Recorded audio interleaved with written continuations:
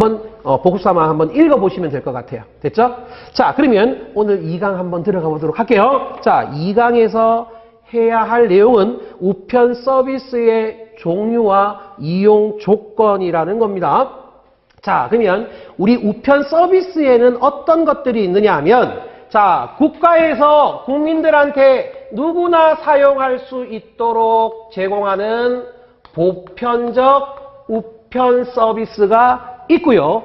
자, 그리고 그 외의 것들은, 자, 우리가 선택적 우편 서비스라고 해서 요 두 가지가 있습니다. 보편적 우편 서비스와 선택적 우편 서비스에 추가해서 또 부과되는 부가 서비스가 있어요. 그러나 우편 서비스의 구분에 대해서 여러분들한테 만약에 질문을 한다라면 우편 서비스에 뭐가 있어요? 라고 질문을 한다라면 바로 보편적과 선택적이 있다. 이렇게 여러분이 답을 하셔야 됩니다. 부가적인 서비스가 있다. 이 내용은 포함되면 안 됩니다. 자, 그리고 뭐 예를 들면 우편 서비스에는 일반 서비스가 있고 특별 서비스가 있다. 그러한 내용도 없죠. 자, 정확하게 여러분들이 알고 가셔야 됩니다. 우편 서비스에는 보편적 우편 서비스와 선택적 우편 서비스가 있다. 그러면 이들의 차이는 뭐냐? 자, 이들의 차이는 무게 기준이라고 보시면 됩니다. 자, 그 무게 기준이라는 게, 자, 예를 들어서, 자, 만약에 통상 우편물이 있습니다. 통상 우편물. 우리 통상 우편물이라는 게 뭐냐 하면, 자, 서신 등의 의사 전달물, 서신 등의 서신과 8가지 종류 있죠, 그죠? 예, 그 내용들과, 자, 그리고,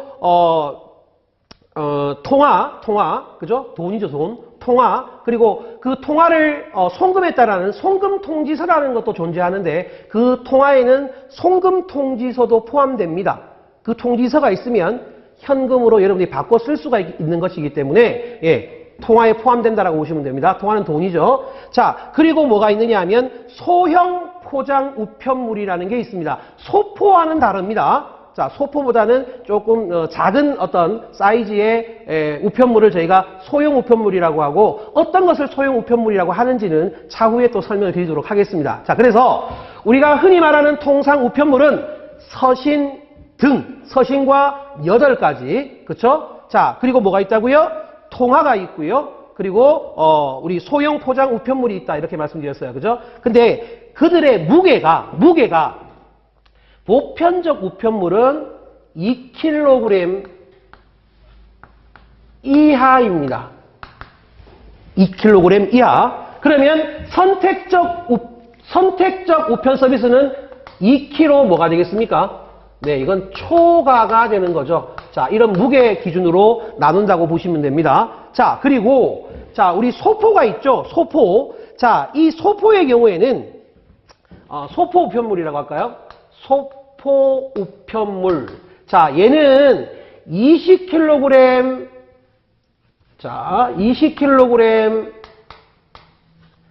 이하까지는 보편적 우편 서비스가 되는 거고요. 자, 역시 20kg 뭐가 되면 초가가 되면 이것은 선택적 우편물이 된다. 이렇게 보시면 돼요. 자, 통상 우편물 몇 킬로? 2kg 기준. 그리고 소포 우편물 몇 킬로? 20kg 기준이라고 보시면 됩니다. 자, 그리고 여기에 자, 우리 보편적 우편 서비스 두 가지 있죠? 자, 여기에 얘네들 둘에 대한 등기 취급. 그리고 선택적도 두 가지가 있죠. 요 두 가지에 대한 등기 취급. 요렇게 있습니다. 물론 선택적 우편 서비스는 여기에 더 추가되는 내용이 있습니다만은 그것은 교재를 보고 말씀을 드리겠습니다. 자, 이런 내용이에요. 자, 그래서 10페이지를 가시면 첫 번째 우편 서비스의 구분이라고 나와 있죠. 우편 서비스는 보편적 우편 서비스와 선택적 우편 서비스로 구분한다. 두 가지로 구분합니다. 자, 그럼 과연 보편적 우편 서비스는 어떤 건가? 자, 3번 볼까요? 서비스 대상. 자, 1번이 뭐라고 되어 있습니까? 2kg 이하의 통상 우편물. 통상 우편물이 뭐라고요? 서신 등의 의사 전달물과 맞습니까? 통화와 그리고 소형 포장 우편물이 있다. 이렇게 말씀드렸죠. 자, 그다음에 2번은 뭡니까? 20kg 이하의 소포 우편물이라고 되어 있습니다. 3번은요. 위 1번과 2번. 위 1번과 2번에 기록 취급이라고 되어 있죠. 기록 취급. 자, 기록 취급을 다른 말로 등기라고 합니다.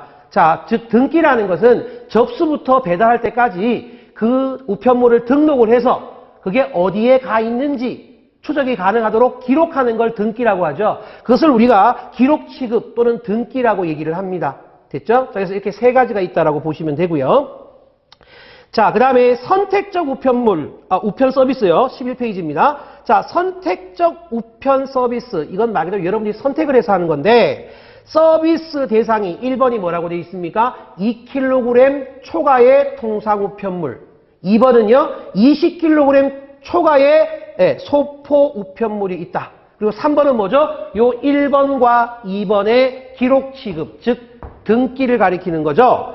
자, 그리고 4번을 한번 볼까요? 자, 4번에 우편과 다른 기술 또는 서비스가 결합된 서비스라고 해서 우리가 흔히 알고 있는 우편 서비스 외에 선택적으로 받을 수 있는 우편 서비스에 자, 전자우편이라는 게 있습니다. 전자우편 아시죠? 그죠? 예, 전자우편. 그리고 모사전송이라고 있는데 이 모사전송은 흔히 말하는 팩스를 의미합니다. 팩스. 자, 그리고 우편물의 방문 접수가 있네요. 자, 우편물의 방문 접수는 대표적인 게 뭐냐면 택배입니다. 그래서 택배는 우체국 택배의 경우에 여러분들이 택배 보낼 게 있다고 연락을 하시면 여러분 댁에 직접 와서 픽업해서 가져가는 그러한 서비스죠. 그게 바로 우편물 방문 접수라고 보시면 되겠습니다. 자, 그래서 우리 선택적 우편 서비스의 서비스 대상은 요 1번, 2번, 3번, 4번 네 가지 정도만 여러분들이 확인을 하시면 되고요.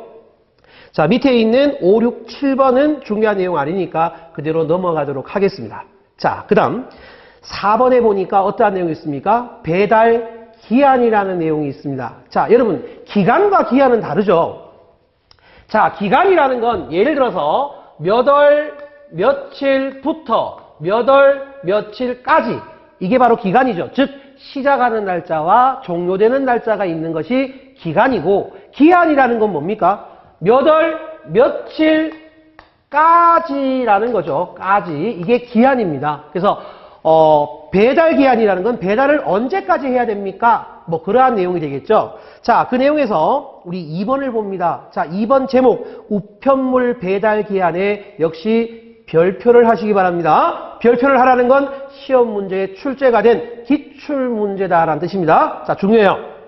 자, 근데 거기 구문을 보면 통상 우편물 또 나오네요. 그죠? 자, 통상 우편물과 등기라고 나와 있습니다. 그래서 통상 우편물 그리고 통상 우편물에 대한 등기 포함 그리고 일반 소포가 나와 있죠. 자, 여러분 소포에 일반 소포가 있고 자, 아래쪽에 뭐가 있죠? 등기 소포라고 있죠. 자, 등기가 뭐라 그랬습니까? 기록해서 취급하는 거 맞죠? 그래서 접수부터 배달까지 추적이 가능한 거라고 했잖아요. 그죠? 그래서 등기 소포는 소포에 대해서 추적이 가능한 것, 일반 소포는요, 예, 추적이 불가능합니다. 자, 그 차이라 보시면 되고, 그래서 통상 우편물, 그리고 통상 우편물의 등기를 포함하시고요. 자, 일반 소포는, 자, 여러분들이 접수를 하죠. 접수를 한 다음 날로부터 며칠 이내? 3일 이내입니다. 접수한 다음 날로부터 3일 이내입니다. 여러분, 접수일로부터 3일이 아닙니다. 접수한 다음 날로부터 정확하게 여러분들이 기억하셔야 됩니다. 시험에서는 출제를 했을 때 접수한 날로부터 3일 이내라고 출제가 된 적이 있거든요. 그러나 자, 접수한 날로부터 3일이 아니라 접수한 다음 날로부터 3일이라는 거예요. 그죠? 꼭 기억해 주시기 바랍니다. 자, 그리고 이길특급과 등기 소포가 있네요. 자, 우리 이길특급은 저희가 접수를 하게 되면 다음 날까지 배달되는 게 이길특급입니다. 자, 그래서 이길특급과 등기 소포는 접수한 다음 날, 내일까지 간다라는 거죠. 접수한 다음 날을 보통 이렇게 표시를 해요. 접수한 플러스 1일. 그죠? 접수한 날과 플러스 1일이니까 접수한 다음 날 이렇게 보시면 되겠습니다. 자, 그리고 또 하나 알아두실 건 뭐냐 하면 우리 제주도에 우편물을 보낼 때 선편, 배를 통해서 보내는 경우가 있죠. 그죠? 그래서 제주도의 선편은 D 플러스 며칠? 2일이라고 되어 있죠. 1일이 아니고 접수한 다음 날이 아니라 접수한 다음 날까지 여러분들이 배달을 해야 한다. 배달 기한입니다. 자, 그리고 당일 특급은 뭐라고 되어 있습니까?